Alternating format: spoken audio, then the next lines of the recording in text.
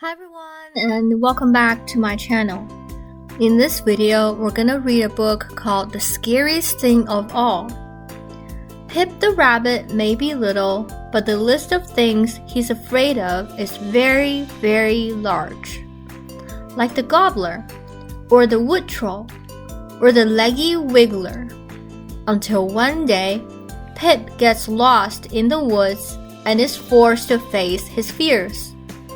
What is the scariest thing of all? And can little Pip stand up to it? Let's find out together. Once upon a wildwood, deep down in a burrow, lived a family of rabbits. There were big rabbits, medium-sized rabbits, small to medium-sized rabbits, and one very, very little rabbit named Pip.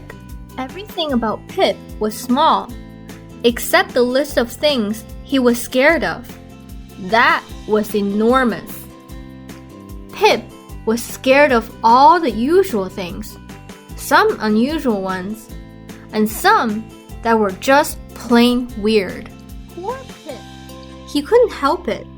To him, even the most harmless things were full of menace.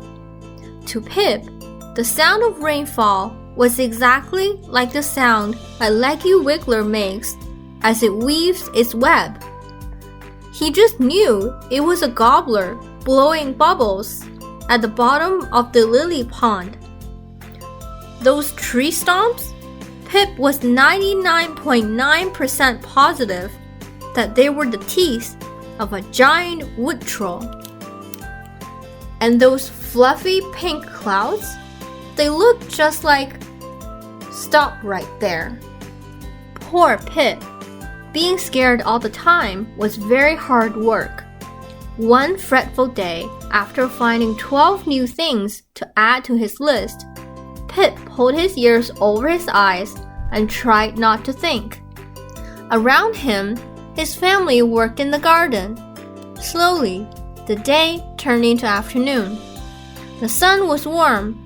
The grass was soft, and very soon, Pip fell asleep. When he woke up, it was dinner time. From across the garden came the smell of cooking.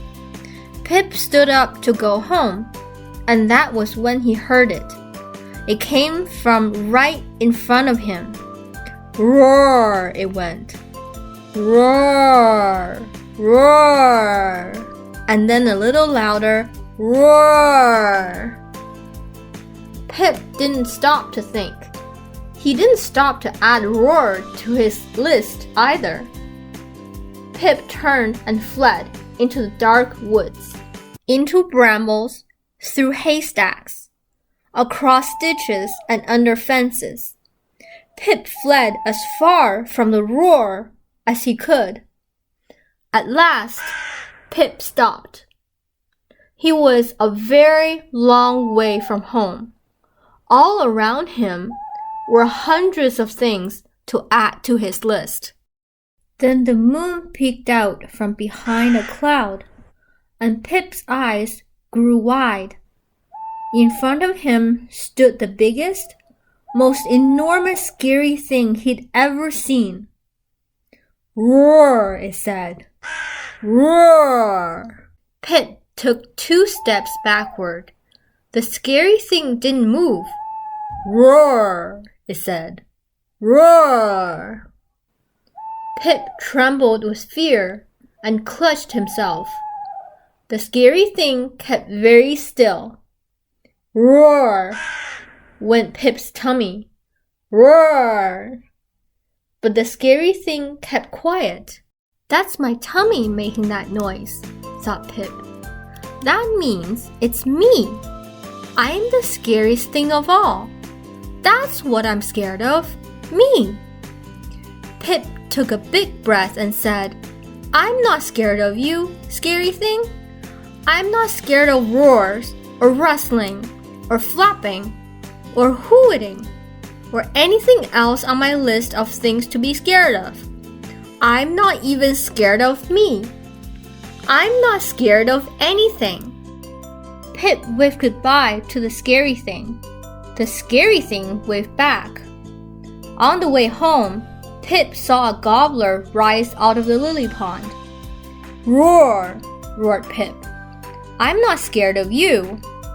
In a flurry of bubbles, the gobbler slipped back underwater. The giant wood troll thumped its stumpy teeth at Pip as he passed. "You don't scare me," yelled Pip, and the wood troll had to agree. When Pip was nearly home, a leggy wiggler dropped out of the sky and tried to drag him into its web, which was the last time that leggy wiggler was ever seen. In the wildwood, they still tell tales of the scariest thing of all. Little gobblers and wood trolls and leggy wigglers pull the covers over their eyes and hope the scariest thing of all never comes back. And the scariest thing of all, it stood on its doorstep, roared its loudest roar, and went inside for dinner.